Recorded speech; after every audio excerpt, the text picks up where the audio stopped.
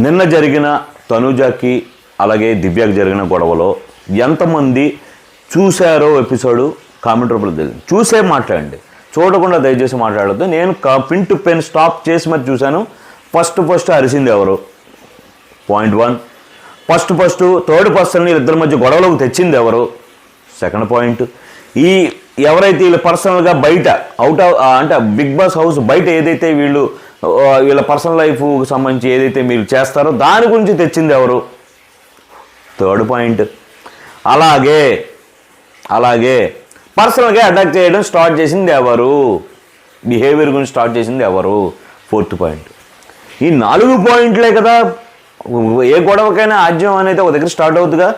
ఈ 4 పాయింట్లు స్టార్ట్ చేసింది తనుజానే. నిన్న ఈ 4 పాయింట్లు స్టార్ట్ చేసింది తనుజానే.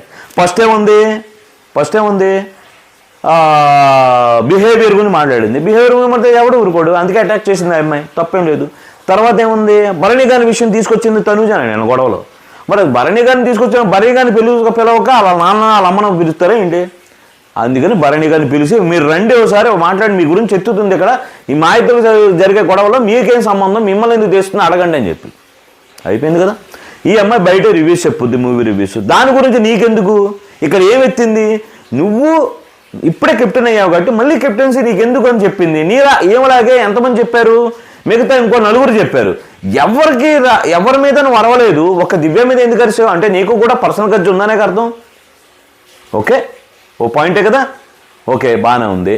తర్వాత ఫస్ట్ వాయిస్ రేజ్ చేసి మీదకెళ్ళి అరిచింది ఎవరు? తనుజానే. మీరు చూడాలి, ఎపిసోడ్ రిపీట్ చేసి చూసుకోండి నేను చెప్పిన పాయింట్. ఇక్కడ అన్ని పాయింట్లు నెగిటివ్ పాయింట్లు ఆమె దగ్గర పెట్టుకొని నువ్వు వచ్చి గేమ్ల గురించి కూడా మాట్లాడుతుంది ఈవిడ.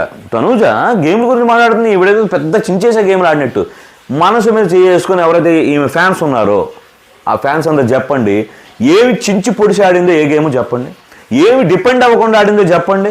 ఎవడైనా నామినేట్ చేస్తే తీసుకోగలదా? ఎవరైనా ఆమెను నామినేట్ చేస్తే నవ్వుతూ ఓకే చూసుకుందాం అని చెప్పి దేవుడికి జనాలకి అని ఎప్పుడైనా వదిలిందా? అసలు ఎంతమంది ఆమెకి నామినేట్ చేయడానికి భయపడుతున్నారు హౌస్లో? నామినేట్ చేస్తే ఎలాగే ఉంటుంది సీను. ఎమాన్యుల్ మీద అరిసేసింది నిన్న చేశాడని. సుమన్ శెట్టి మీద ఎందుకల్లా, డిమాన్ పవన్ ఏమెందుకల్లా, భరణిని ఎందుకల్లా, వీళ్ళు ముగ్గురిని అల్లా.